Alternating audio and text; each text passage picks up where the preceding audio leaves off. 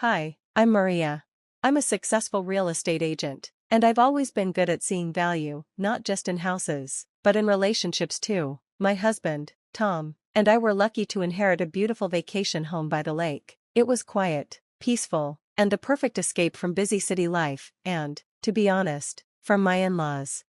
Tom's parents never really warmed up to me. They came from a more traditional background and often made small, passive-aggressive comments about my career and my modest upbringing. A real estate agent, always trying to sell something, they'd joke, but I knew there was more to their words. This house wasn't just a building for us, it was our haven, where we shared laughter during family get-togethers and found peace on our own. But as Tom's parents got older, they started asking us to sign the house over to them. We need to make sure it stays in the family for future generations, they said one night at dinner. The room felt tense, and I could sense the pressure in the air. But it is staying in the family. Tom and I are your family, aren't we? I asked, trying to stay calm even though I was getting frustrated. Yes, Maria, but you know what we mean. It's about securing the family legacy, Tom's father replied, his tone leaving no room for debate. The tension was almost too much to bear. Tom, bless him, was torn. He wanted to make his parents happy, but he hated how it was affecting our marriage. We spent many nights talking about what to do. Stress etched on both our faces. Why do they have to make everything about business? I asked him during one of those late-night talks. Tom sighed deeply, a sound that said more than words ever could. It's how they've always been, Maria. It's not just about the house, it's about control, he finally said, sadness in his eyes that matched my own.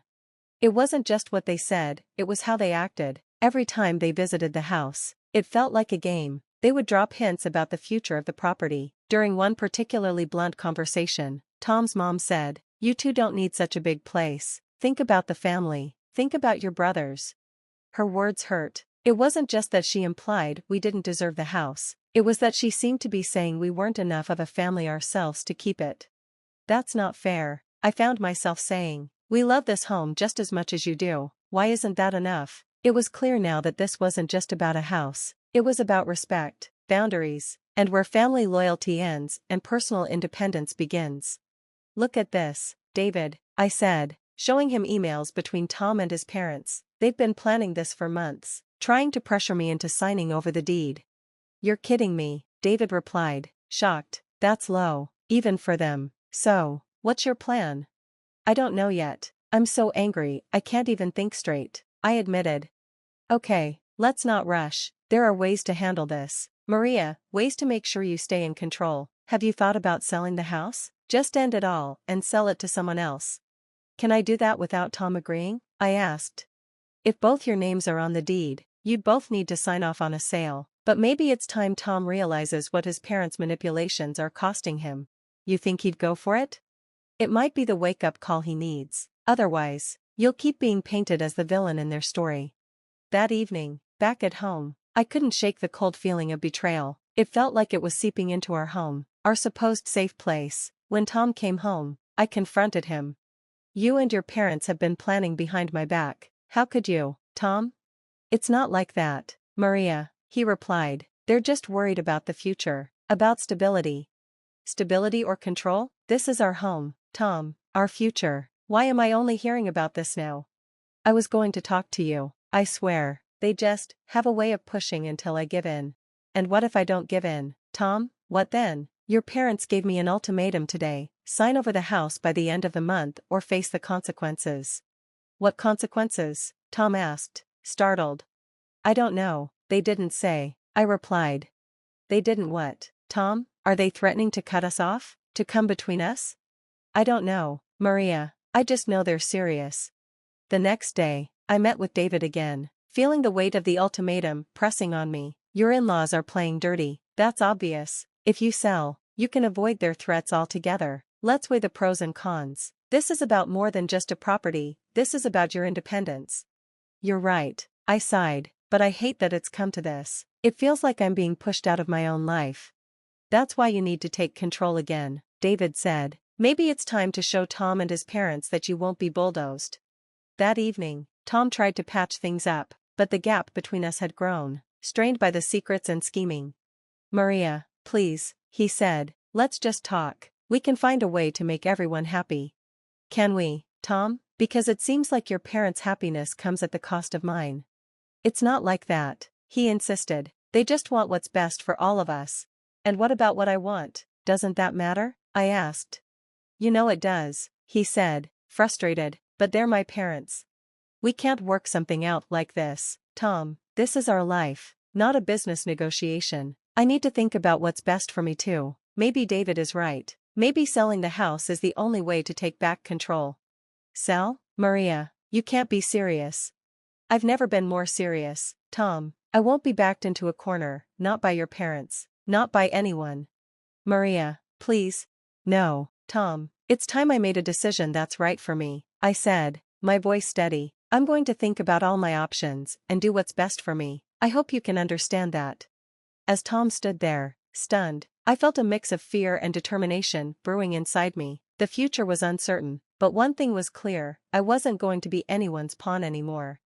At the dining table, the air was thick with tension. We all knew why we were here. We all know the reason for this meeting. I began, looking around at everyone. The table had seen happier days, but today felt different. Tom looked anxious, his parents expectant.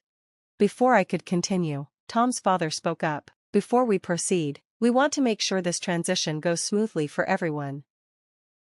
I nodded, placing the stack of papers in front of me. I've thought about this long and hard. This isn't just a transaction, this house is part of who we are. Exactly, Maria, his mother chimed in, a thin smile on her face. It's for the family, for the future of our grandchildren.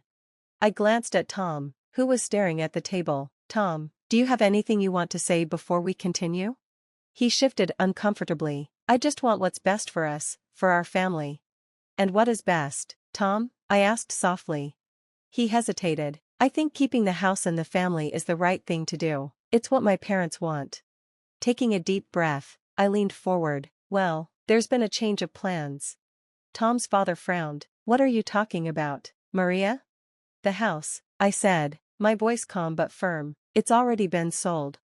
The room fell into stunned silence. Tom's eyes snapped up to meet mine. Sold? His mother gasped. To whom? When?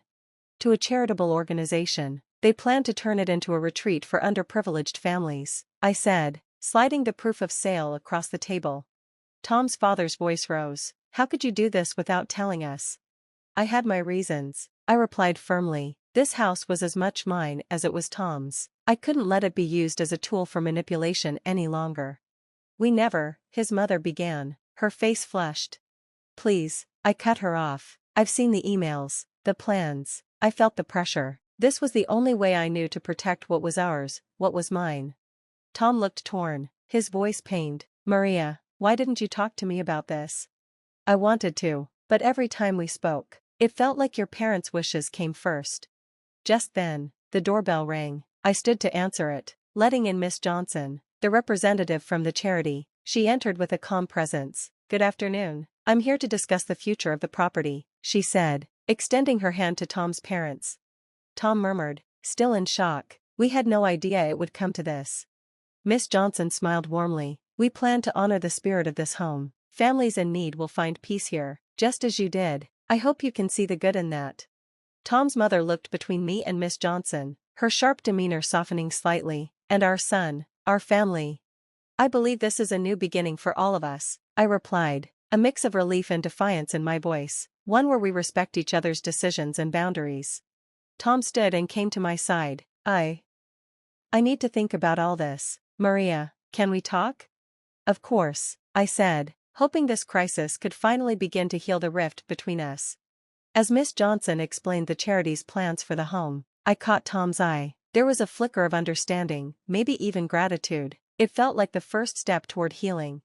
The meeting ended with promises to communicate better. While the reconciliation wasn't complete, the house felt lighter, its walls ready to embrace a new chapter. The echoes of that meeting stayed with me in the following weeks, a constant reminder of the seismic shift in our family dynamics.